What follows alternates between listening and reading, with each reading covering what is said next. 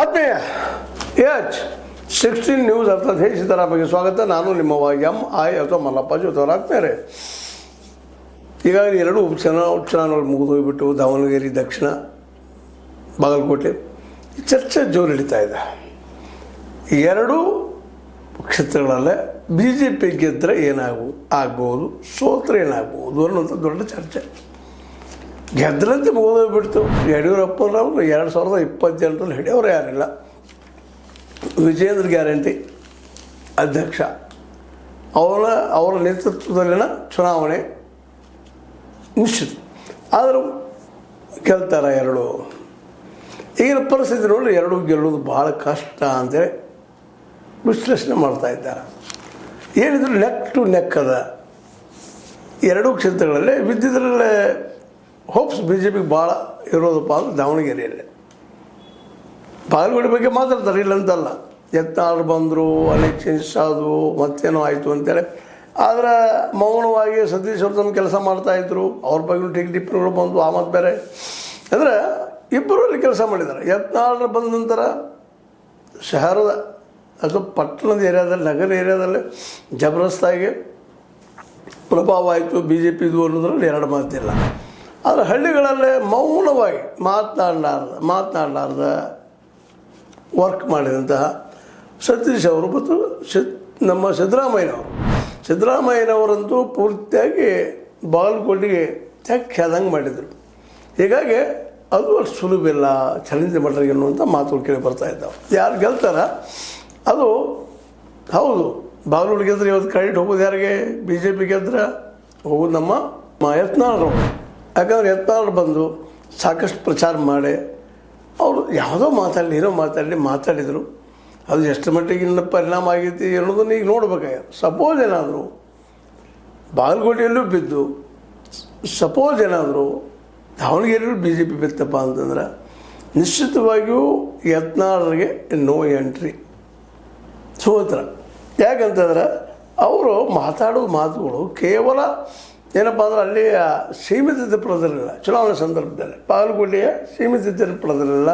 ಅವು ಸಹಜವಾಗಿ ಇಲ್ಲಿ ದಾವಣಗೆರೆಯಲ್ಲಿ ಸಹ ಇಫೆಕ್ಟ್ ಆಗುವಂಥ ಸಾಧ್ಯತೆಗಳೆಲ್ಲ ಇದ್ವು ಅಲ್ಲಿ. ಯಾಕಂದ್ರೆ ದಾವಣಗೆರೆಯಲ್ಲೇ ಮುಸ್ಲಿಮ್ಸ್ ಹತ್ತಿದ್ದು, ಈ ಸಲ ಕಾಂಗ್ರೆಸ್ಸಿಗೆ ಹೊಡೆದು ಬೀಳ್ತದೆ ಅಂತೆಲ್ಲ ವಿಶ್ಲೇಷಣೆ ಮಾಡ್ತಾಯಿದ್ರು.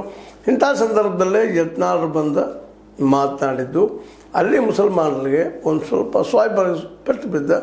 ಅವ್ರೇನಾದರೂ ಸಮರ್ಥಕ್ಕೆ ಓಟ್ ಹಾಕಿದ್ರೆ ಮತ್ತು ಮುಸ್ಲಿಮರು ಕಡಿಮೆ ಓಟ್ ಹಾಕಿದ್ರೆ ಸುದ್ದಿಗಳಿದ್ದಾವೆ ದಾವಣಗೆರೆಯಲ್ಲಿ. ಇದರಿಂದಾಗಿ ಸಹಜವಾಗಿ ಏನಾಗಿದೆಪ್ಪ ಅಂತಂದ್ರೆ ಓಟ್ ಹಾಕಿದ ಉಳಿದವ್ರು ಮೋಸ್ಟ್ಲಿ ಯಾರೋ ಇರ್ಬೋದು, ಅಂತಲ್ಲ, ಆದರೂ ನಮ್ಮ ಸಮರ್ಥ ವಿರೋಧಿಗಳು ಇರ್ಬೋದು ಅಂತ ಇವರು ಲೆಕ್ಕ ಹಾಕ್ತಾಯಿದ್ದಾರೆ ಕಾಂಗ್ರೆಸ್ಸಿಗರು. ಹೀಗಾಗಿ ನಮ್ಮದು ಗೆಲ್ತದಂತ ಮಾತಾಡಲಿ, ಮೇನ್ ಹಾಕಿದ ತನಕ ಎಲ್ಲರೂ ಮಾತಾಡೋರನ್ನ.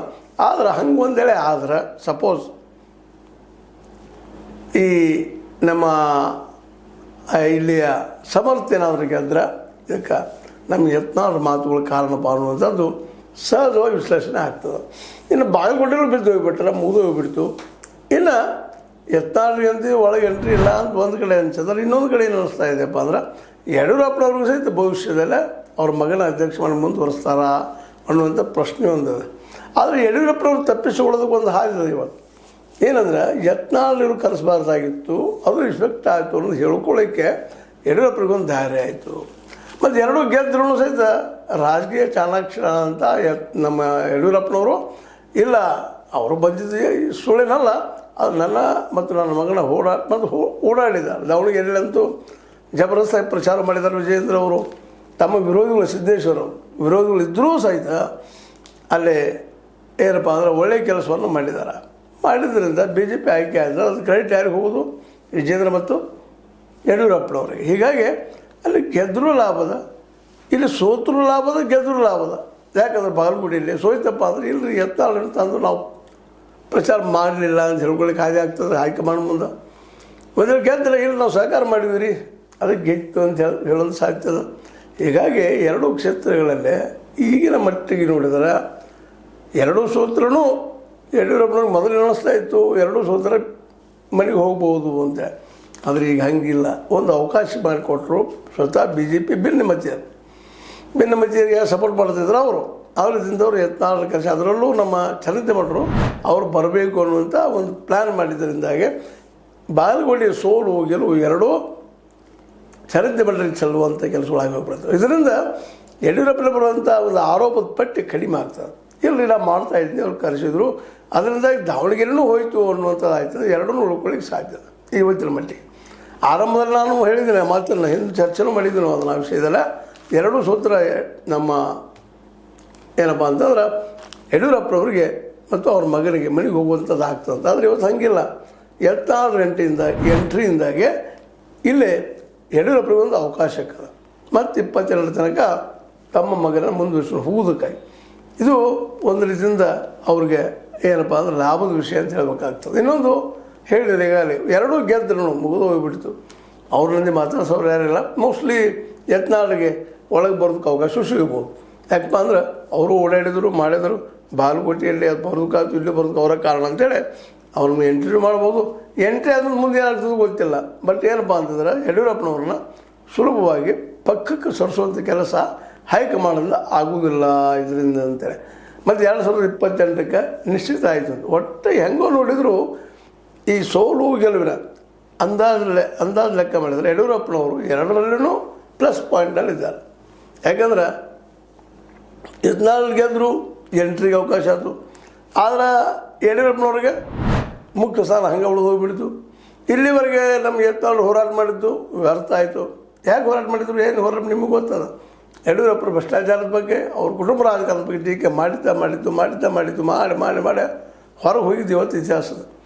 ಈಗ ಮತ್ತೆ ಒಳಗೆ ಬಂದರು ಮತ್ತೆ ಇರೋರನ್ನ ಯಡಿಯೂರಪ್ಪನವ್ರು ಗೆದ್ದರು ಇರೋರ, ಸೋತರು ಇರೋರ.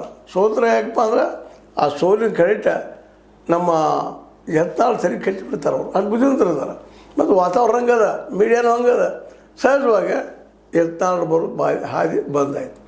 ಸಪೋಸ್ ಏನಾದರೂ ಗೆದ್ರಂತ ಪ್ರಶ್ನೆ ಇಲ್ಲ. ನೀನು ಬರಪ್ಪ ಒಳಗೆ ನಮ್ಮ ಎಂಟ್ರಿ ಆಗ್ರಿ, ನಾವು ಹೇಳ್ದಂಗೆ ಕೇಳ್ರಿ ಅಂತೇಳಿ. ಈಗ ಹೆಂಗೆ ಆಯ್ತು ಅಂದರೆ ಯತ್ನಾಳರ ಪರಿಸ್ಥಿತಿ ಗುಡ್ಡಕ್ಕೆ ಕಲ್ಲು ಹೊತ್ತಂಗೆ ಆಯ್ತು. ಯಾರನ್ನ ವಿರೋಧ ಮಾಡಿ ಪಕ್ಷದಿಂದ ಹೊರಗೆ ಹಾಕ್ಸ್ಕೊಂಡು ಹೋಗಿದ್ರು, ಇವತ್ತು ಮತ್ತು ಒಂದೇಳಿ ಗೆದ್ದರೂ ಆಯಿತು, ಸೋತ್ರಂತ ಪ್ರಶ್ನೆ ಇಲ್ಲ, ಒಳಗೆ ಕರ್ಕೊಳ್ಳೋದೇ ಇಲ್ಲ ಅನ್ನೋದು ಈಗ ಸ್ಪಷ್ಟ ಆಗ್ಯದ.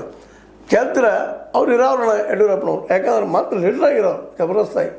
2028ರಲ್ಲೇ ಯಡಿಯೂರಪ್ಪನವ್ರ ಲೀಡರ್ಶಿಪ್ದಲ್ಲೇ ಇಲೆಕ್ಷನ್ ಆಗೋದು ಅಂತ ಏನೋ ಭಾಳ ದೂರ ಇಲ್ಲ ಅದು. ಇವೆಲ್ಲ ಕಾರಣದಿಂದಾಗೆ ಇವತ್ತು ಭಾಳ ಒಂದು BJPಗೆ ಏನಾಗ್ಯದಪ್ಪ ಅಂತಂದ್ರೆ ಏನು ಆಗ್ಬೋದು ಯಡಿಯೂರಪ್ಪನವರು ಅನ್ನೋದ್ರಾಗ ಯಡಿಯೂರಪ್ಪನವ್ರು ಬಚಾವಾಗಿಬಿಟ್ಟಿದ್ದಾರೆ ಅಂತ ಅನ್ನಿಸ್ತಾ ಇದೆ. ನಿಮಗೇನು ಅನ್ನಿಸ್ತದ? ಬಚಾವಾಗಿದ್ದಾರ? ಈ ಸ್ಥಿತಿ ನೋಡಿದ್ರೆ ಹಂಗದ ರೀ. ಸೋತ್ರ ಯತ್ನಾಳ್ ಅದಾರ, ಗೆದ್ರೆ ಅವ್ರು ಅದಾರ. ಅಂದರೆ ಗೆದ್ರೂ ಹೀರೋ ಉಳಿದ್ರು, ಸೋತರು ಸಹಿತ ಹೀರೋ ಉಳಿದ್ರು. ಯಾಕಂದರೆ ಬಾಗಲಕೋಟೆಯಲ್ಲಿ ಮಾತನಾಡಿದ ಮುಸ್ಲಿಂ ವಿರೋಧಿ ಮಾತುಗಳು ಇಲ್ಲೇ ದಕ್ಷಿಣ ದಾವಣಗೆರೆಯಲ್ಲೇ ಇಫೆಕ್ಟ್ ಆಗುವ ಸಾಧ್ಯತೆ ಹೆಚ್ಚಿದ್ದ. ಮುಸ್ಲಿಮರೆಲ್ಲ ಇವತ್ತು ಗೈರಾಜರಾಗಿ ಕಾಂಗ್ರೆಸ್ ಗೆಲ್ಲುವಂಥದ್ದು ಮಾಡಿದಾರಾ ಅನ್ನುವಂಥದ್ದು ಇಲ್ಲ. BJP ಗೆದ್ದರು ಅಡ್ಡಿನೂ ಇಲ್ಲ, ಅದು ಕರೆಕ್ಟ್ ಯಾರಿಗೆ ಹೋಗೋದು ಯಡಿಯೂರಪ್ಪನವ್ರಿಗೆ. ಒಟ್ಟಾರೆಯಾಗಿ ಯಡಿಯೂರಪ್ಪನವರು ಸೇಫ್ ಅಂತ ಅನ್ನಿಸ್ತದೆ. ಹೌದಾ? ಅನ್ನಿಸ್ತದ ನಿಮಗೆ? ನೋಡ್ರಿ ಏನು ಅನ್ನಿಸ್ತದೆ. ಇದರಲ್ಲಿ ಯತ್ನಾಳ್ ರಾಜಕೀಯ ಹಿನ್ನಡೆ ಆಯಿತಾ ಅಥವಾ ಮುನ್ನಡೆಗೆ ಬರ್ತದನ ಎಲ್ಲ ನಿಮ್ಮದು ನಿಮ್ಗೆ ಹೆಂಗೆ ಅನ್ನಿಸ್ತದೆ ನೋಡಿರಿ. ಲೈಕ್ ಮಾಡಿ, ಶೇರ್ ಮಾಡಿ, ಕಮೆಂಟ್ ಮಾಡಿ, ಜೊತೆ ಸಬ್ಸ್ಕ್ರೈಬ್ ಮಾಡಿ. 16 ನ್ಯೂಸ್ ಅರ್ಥ ತಿಳಿಸಿ ತರಬೇಕು. ಸತ್ಯದ ಕೈಗಳಲ್ಲಿ ವಂದನೆಗಳು.